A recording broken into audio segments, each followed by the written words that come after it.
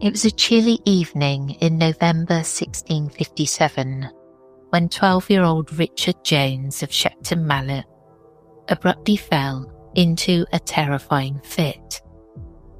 His father, Henry Jones, came home to a scene of chaos. Young Richard lay on the floor, his body contorted and half paralysed on the right side, his face twisted in pain. The boy's eyes were wide with fear, and strangest of all, he could not speak. Moments earlier, Richard had been a healthy child with no known ailments. Now he appeared stricken by some sudden, unseen force. Henry and the cousin who was present frantically tried to rouse the boy. When Richard finally managed to regain his voice, he told a bizarre story that would plunge the town into a witchcraft panic. I'm Sarah Powell, and this is Obscurata, because some stories have no ending.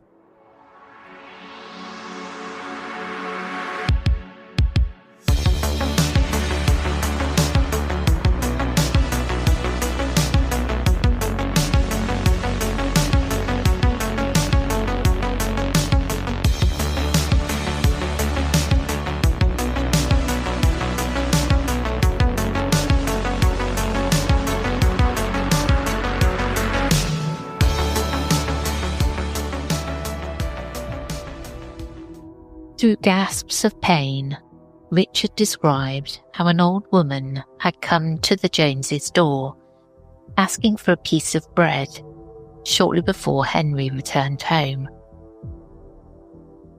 Richard, being a polite and dutiful child, gave the woman some bread as she requested. In gratitude, the old woman had handed him an apple. Then, without warning, she reached out and gently stroked Richard's right side with her hand. No sooner had the mysterious crone left than Richard was overcome by a piercing agony down that same side of his body, collapsing into the semi-paralysed, speechless state in which his father found him. The account sent shivers through Henry Jones. In the 1650s, rural Somerset folk were deeply superstitious, and the notion of maleficium, harmful magic, was taken seriously. Richard's sudden affliction immediately raised suspicion that the old beggar woman had bewitched him. After all, why would a harmless exchange of charity result in such trauma? The detail of the old woman's touch, followed by instantaneous illness, was a classic pattern in witchcraft folklore of the time. Henry Jones lost no time. Convinced that a witch had attacked his son, he set out to identify the culprit and bring her to justice. Henry's first move was practically a village-wide dragnet of elderly women. That same night, he alerted the local constable and gathered neighbours to help locate any older women in Shepton Mallet who matched Richard's description of the bread-seeking stranger. Before long, a makeshift identity parade took place at the Joneses' home. Several local women, no doubt frightened and confused, were brought before Richard to see if he recognised the one who gave him the apple. Among those rounded up were two sisters, well known in the town, Jane Brooks and her sister Alice Coward.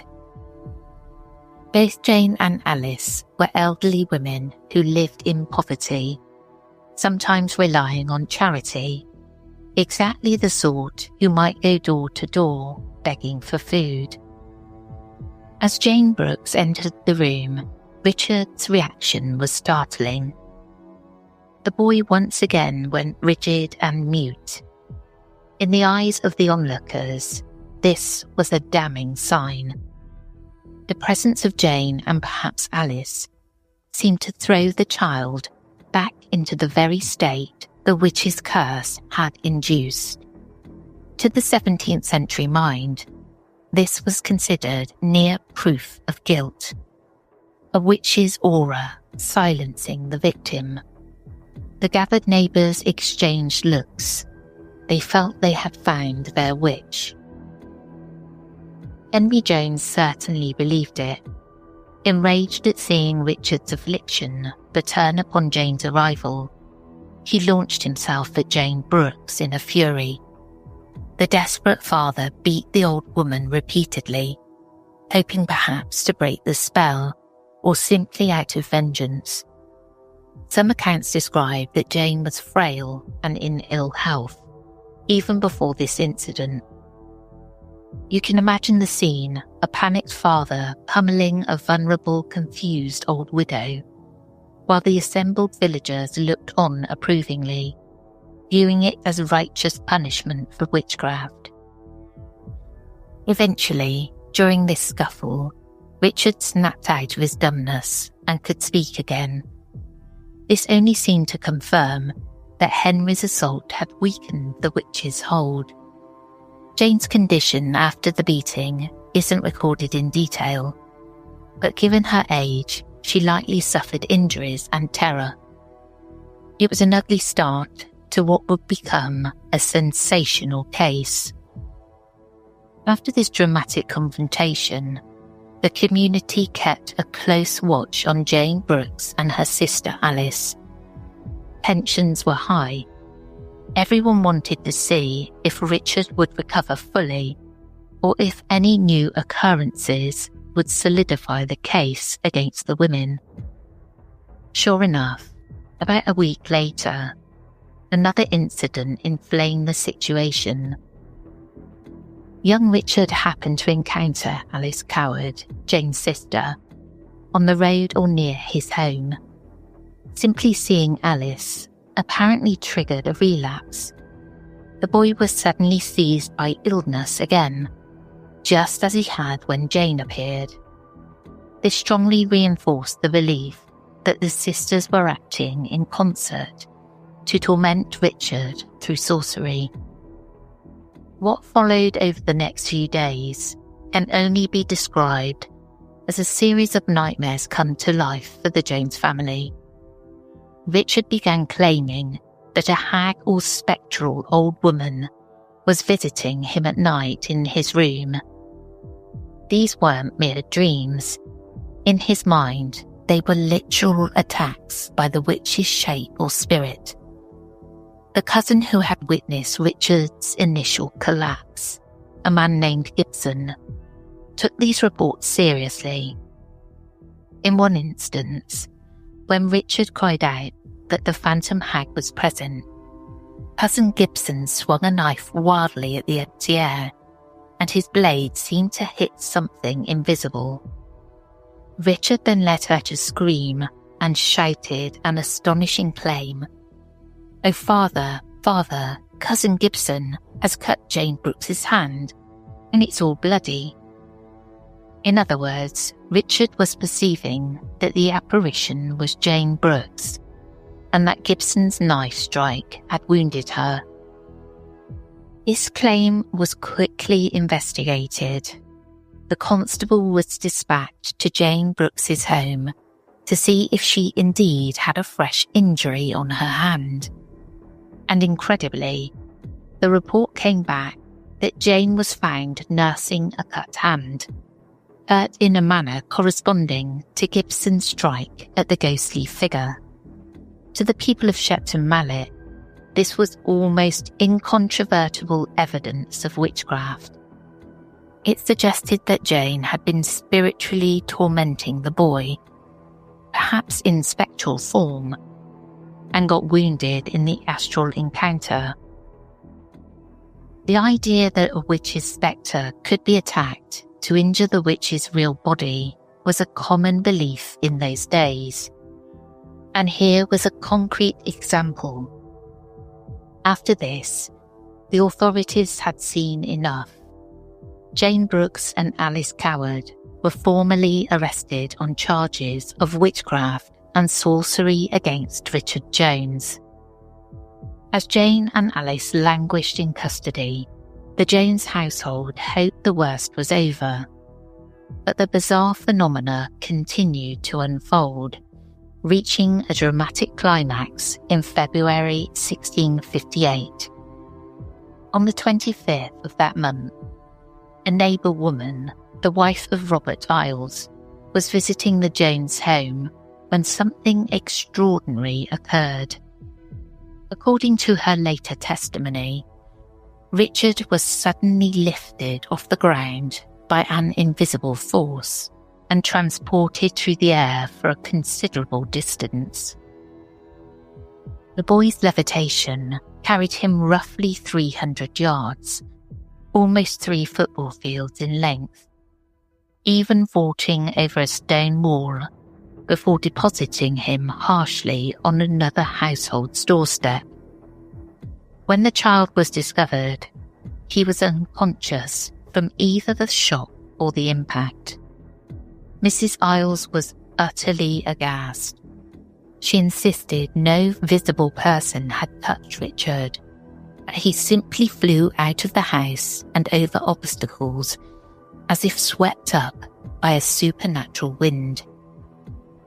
When Richard came to, he gave an account that further stoked the witchcraft panic.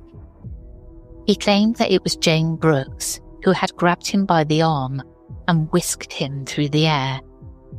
In his mind, the witch herself, or her spectral double, was directly responsible for this terrifying flight. Notably, Richard was consistent in pinning blame on Jane for each strange event, and the community largely believed him. It fit the narrative of malevolent witchcraft they already accepted. Nor was this the only instance of aerial antics. Richard was reportedly found inexplicably relocated on other occasions as well. Once discovered collapsed in a different room, with no memory of moving there. Most astonishingly, one day the boy was seen hanging in mid-air inside the house, his hands flat against the ceiling, as if some invisible force held him aloft. He remained suspended for about a quarter of an hour, while his family and neighbours looked on in dread. Richard himself claimed Jane Brooks had lifted him and pinned him to the ceiling. And this was not a story told in isolation. According to accounts, 9 people witnessed the levitation on the ceiling, lending significant credibility to the event. Such a sight would have been utterly convincing to a 17th century observer that witchcraft was at play. The levitation of Richard Jones became one of the most famous pieces of evidence in English witchcraft lore. Later featured in learned writings as a prime example of a witch's power. By this point, there was absolutely no doubt in the community's mind that some diabolical force afflicted Richard. With Jane and Alice jailed, the phenomena eventually subsided, possibly indicating to the townsfolk that removing the witches had weakened the curse. Richard's health improved. In fact, it's noted that ultimately Richard Jones made a full recovery once the ordeal concluded. That outcome, the boy restored to normal, likely further confirmed to everyone that they had identified the correct culprits and dealt with them accordingly. The legal proceedings against Jane Brooks and Alice Coward moved relatively swiftly. After preliminary examinations by local justices in December 1657, the case was referred to the higher court. The sisters were held for some months in Shepton Mallet's House of Correction, the same jail that would centuries later become infamous as HMP Shepton Mallet. This was not a pleasant stay. The prison conditions in those days were horrid, with men, women and children often confined together in squalor. Jane was already in frail health, and Alice too was elderly. Imprisonment must have been extremely hard on them. At the Child Assizes, the regional court sessions, in March 1658, Jane and Alice were formally tried for witchcraft. In the courtroom, the evidence against them was presented in detail.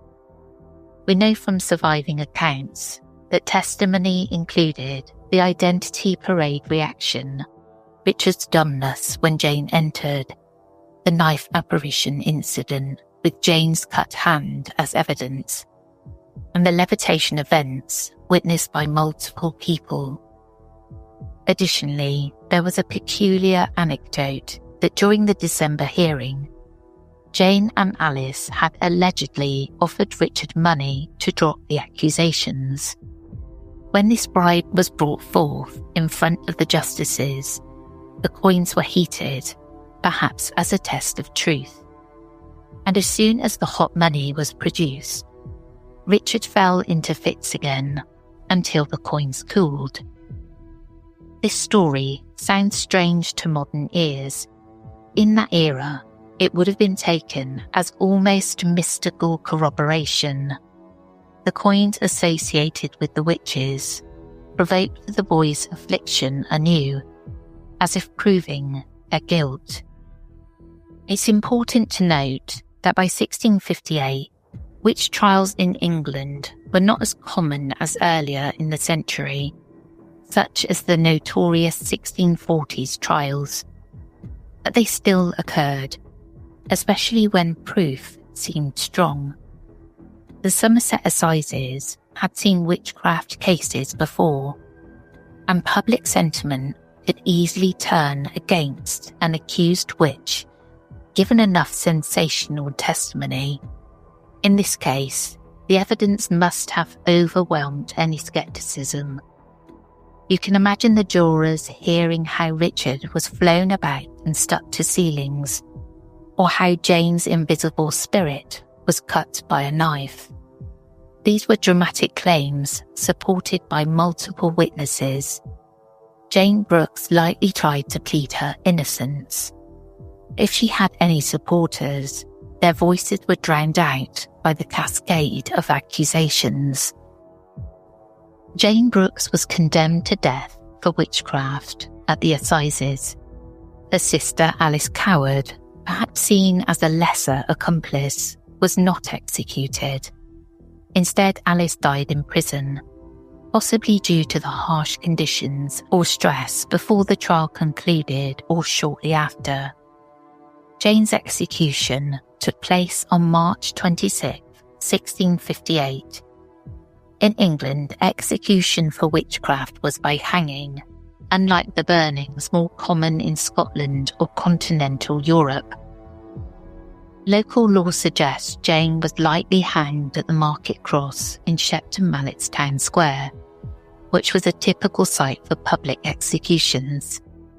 If so, it would have been a notable event for the town, a crowd gathering around the medieval stone cross to witness the death of the witch. Jane Brooks met her end with the noose, becoming one of the last people executed for witchcraft in Somerset. With her death, the haunting afflictions tormenting Richard stopped for good. The boy returned to full health and normal life, no longer plagued by demons or hags. The case of Jane Brooks and Richard Jones did not occur in isolation. It came at the tail end of a broader witchcraft fervour that gripped England and Somerset earlier in the 17th century. Only a few years before 1657, England had seen the famous witch hunts led by Matthew Hopkins, the Witchfinder General in the eastern counties. While Somerset was not Hopkins' territory, the general culture climate meant many people were primed to blame misfortune on witches. Respected intellectuals of the era, like Joseph Glanville, fiercely argued that witches were real and dangerous, citing cases exactly like Richard Jones's as proof.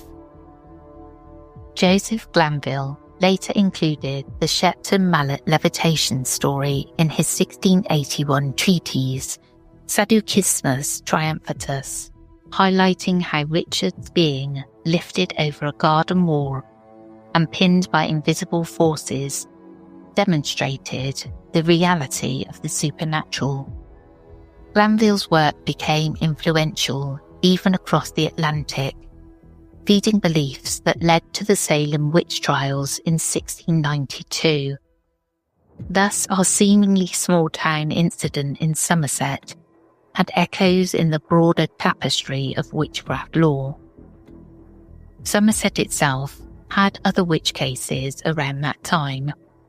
The Somerset witch, named Julian Cox, for example, was tried in 1663 for reportedly shape-shifting into a hare and other sorceries.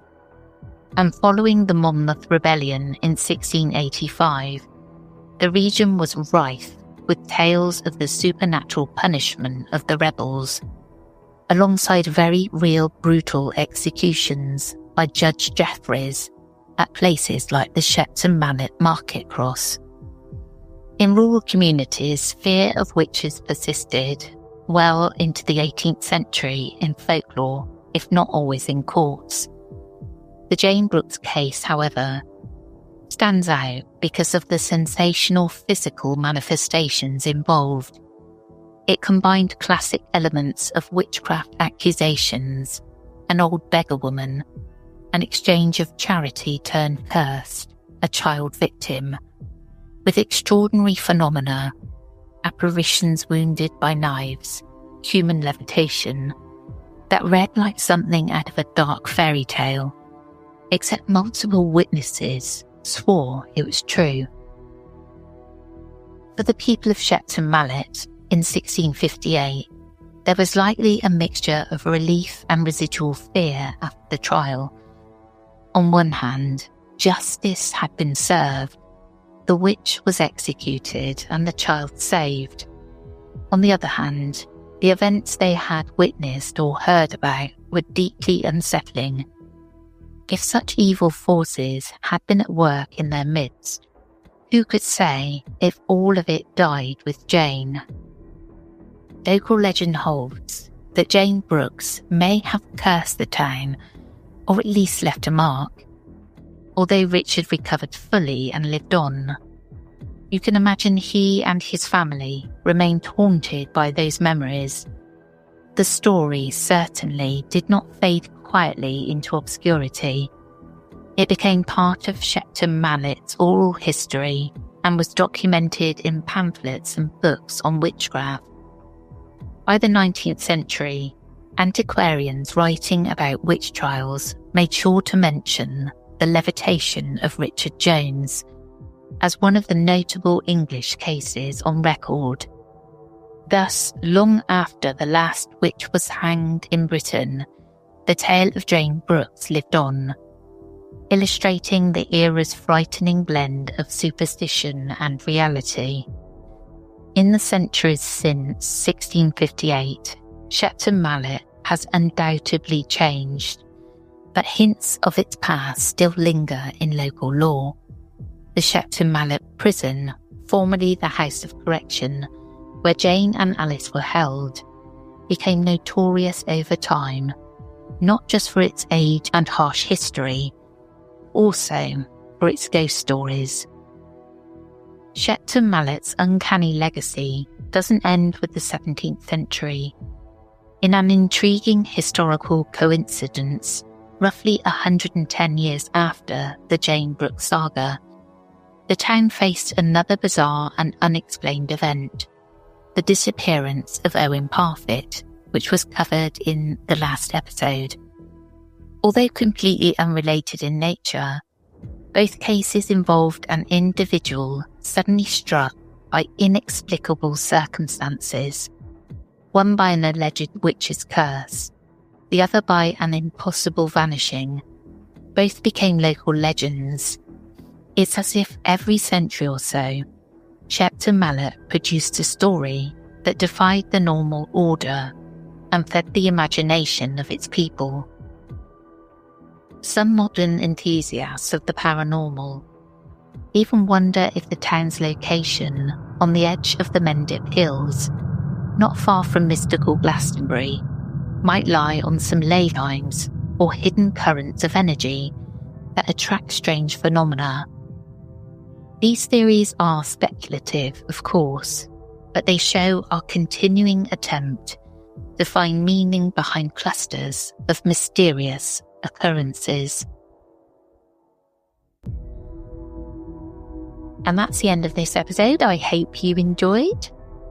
If you'd like to support this podcast, you can do so by rating and reviewing, and by visiting patreon.com/The Whispering Woods, where for £2.50 a month you can subscribe to the Obscurata tier and listen to all episodes ad-free. We are also on Apple Premium, where you can subscribe directly in the app. And for $4.99 a month, you can listen to this podcast and our other podcast, The Whispering Woods, ad-free. I want to say a quick thank you to Rod for fact-checking and editing. And as always, stay curious and sleep with the lights on, just in case.